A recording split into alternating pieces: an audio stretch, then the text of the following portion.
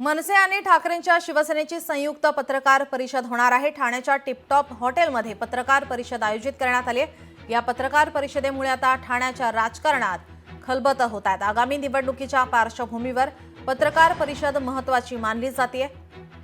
या संदर्भात आढावा घेतला आमचे प्रतिनिधी मनीष गांगुर्डे यांनी। ठाण्याच्या टिपटॉप हॉटेलमध्ये आज ठाकरेंची शिवसेना आणि मनसे हे पक्ष एकत्र येताना बघायला मिळणार आहेत। या दोन्ही पक्षांनी आज संयुक्त पत्रकार परिषद ही दुपारी 2 वाजता होणार आहे। मात्र या पत्रकार परिषदेच्या निमित्ताने ठाण्याच्या राजकारणामध्ये एक चर्चा रंगलेली बघायला मिळते।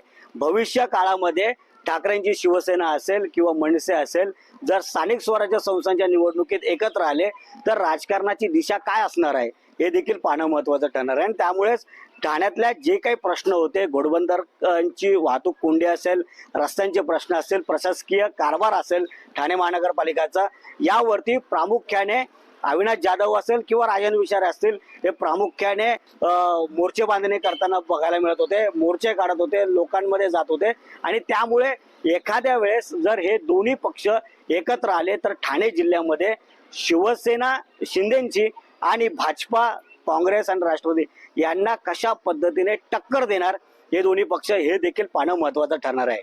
म्हणून आजच्या या संयुक्त पत्रकार परिषदेकडे सर्वांचं लक्ष लागून आहे। मनीष गांगुर्डे, लोकशाही मराठी, ठाणे।